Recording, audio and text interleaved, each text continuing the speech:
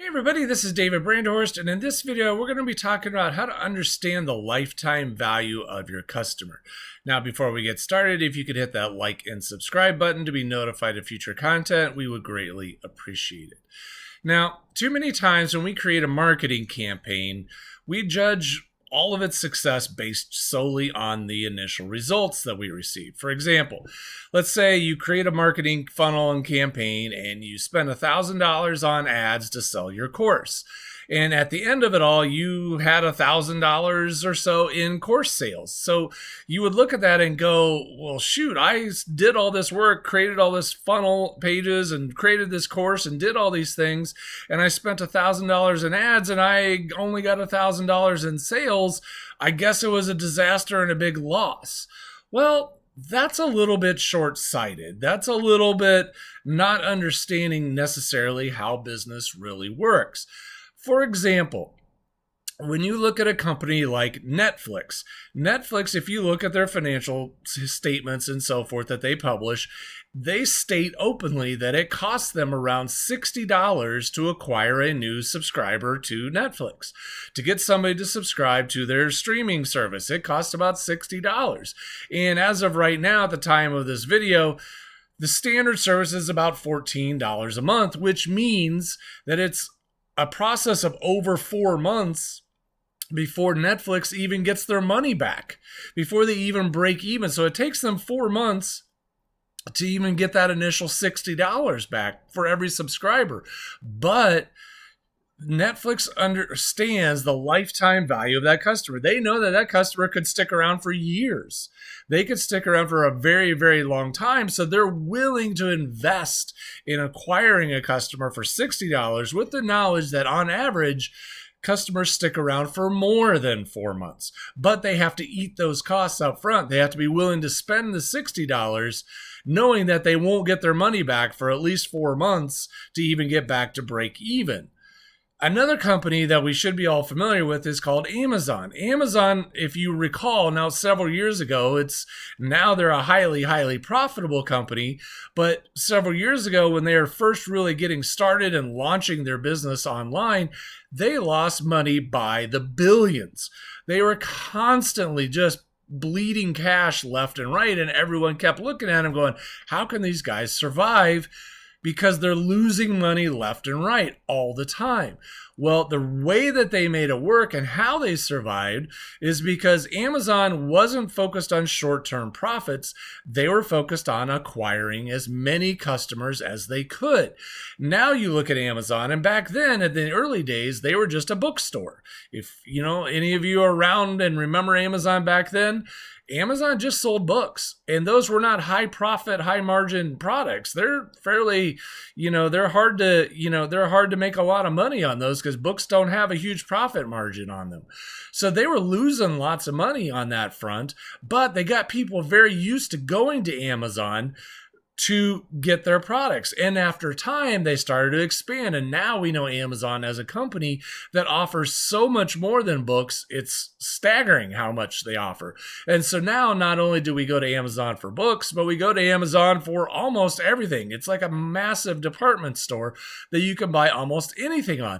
But because we established the behavior of becoming a customer with them, because we built trust with them, because we got used to their service, because we became frequent buyers of things off of their site, they are now able to maximize the value of our relationship with them.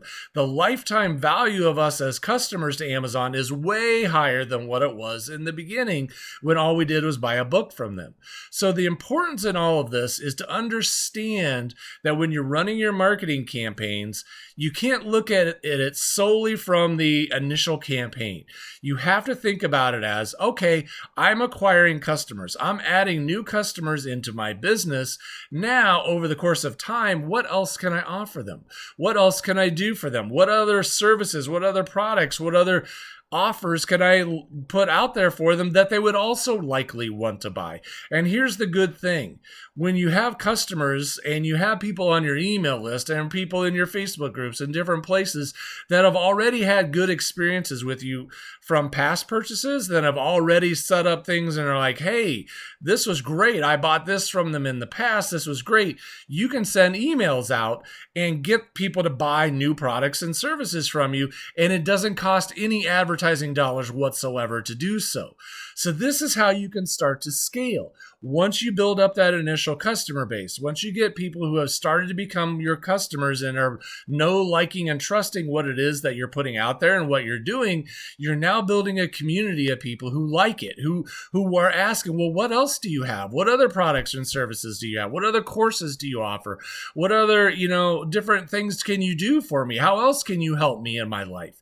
Because what you've done so far is really good. And this is how you can scale up a business, because now getting people to buy a second, third, and fourth product is a lot easier than it was to get them to buy the initial product.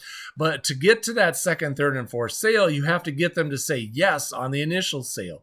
So when you're running your initial marketing campaigns, I don't want you to look at things solely as, did I make a big amount of money on the very front end initial campaign? Don't take that short-sighted perspective. Look at it from the perspective of you're acquiring customers and you're building those relationships and you're building a list of people who want to spend money with you, who want to do business with you. And in doing so, then you can come out with additional products, additional services that you can offer, that you could just send out an email to them and send them to a page and lets them know about this new thing that you're doing. And you can get sales just like that straight from your list without any additional cost, without any additional expense. And you could build your business and start scaling and run a live event for your customers and do different things that could get them excited and say, hey, yeah, I want that too. I want that. I want this. This is great. And turn them into repeat buyers. And that turns that initial sale, which may have been break even or maybe in the case of Netflix, a loss, and turns it into a profitable relationship over the course of time, because you have revenue that comes in not just once, but over the period of time. So I want you to think about that. I want you to think about, how can you understand the lifetime value of your customer?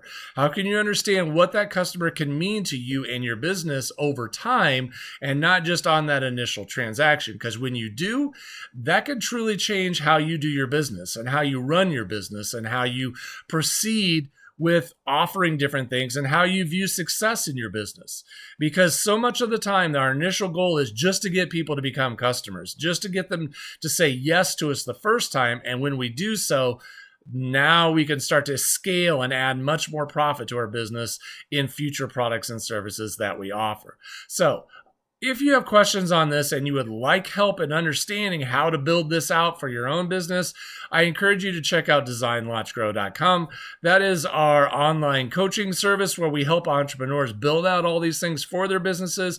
And we do offer a 2-week trial for only $19. So for $19, you could get started and you could hop on a call with me and we would help you figure all this out for your own business. So if that's of interest to you, please check that out. Otherwise, I hope this was helpful to you, and I look forward to seeing you in the next video.